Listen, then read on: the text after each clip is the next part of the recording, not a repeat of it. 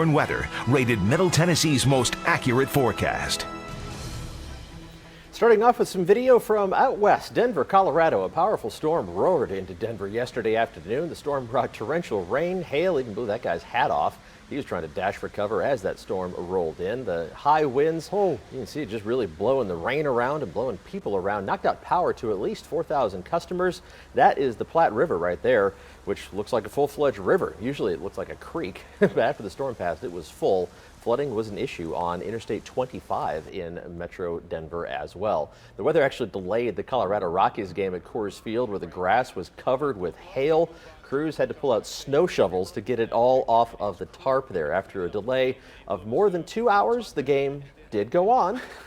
The Rockies probably wish it hadn't, though, because they lost to Toronto. The final score, football score, 14-9. The Blue Jays won. Pretty typical baseball score there for Coors Field.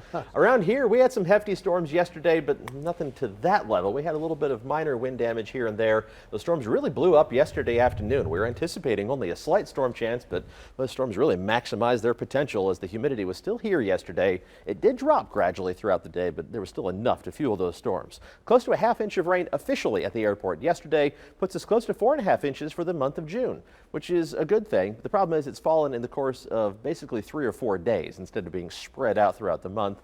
Still, we'll take it. About a half an inch above average for the month of June. With dry weather today and tomorrow, it's going to put us very close to normal once the month is all said and done and in the record books. For the year, though, we're still about 6.25 inches below normal on yearly rainfall in Metro Nashville.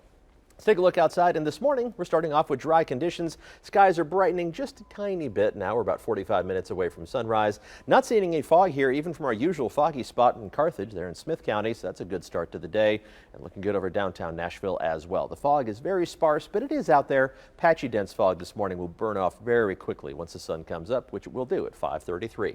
Clear skies right now on the forewarned live radar as well. No showers or thunderstorms anywhere close to us. The nearest activity way down to our south, and we're going to see dry conditions today, tomorrow, and at least to start the day on Friday.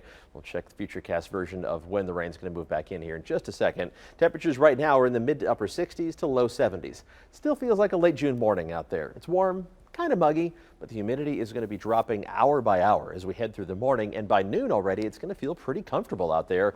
A few clouds here and there, but not as muggy. Temperatures at noon will be in the low 80s. Northerly winds going up to around 10 miles an hour or so. Not real breezy, but enough to stir the atmosphere around to just make it feel that much better this afternoon. Should be pleasantly warm with high temperatures a few degrees below average for a change, only reaching up into the mid 80s for highs. Let's check out Futurecast, and for the rest of today, again, nothing to worry about. A few clouds passing through. The nearest chance of showers will stay off to our southeast, and we're going to keep the rain out of the mid-state for tomorrow as well. Any rain that tries to make a run towards us from the northwest is going to run into the dry air over the mid-state, and that dry air is just going to eat it up. But by Friday, we're going to see the front causing that rain to our northwest drifting a little bit closer to us. We're also going to see humidity building back into the mid-state. As those two factors combine, it means at least a chance for scattered showers and thunderstorms Friday afternoon and evening.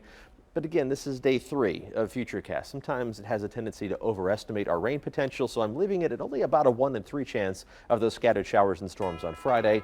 We'll adjust the forecast if needed, closer to a 50-50 chance as we head into the holiday weekend. But that's a slight downward adjustment compared to what I had in the forecast yesterday morning.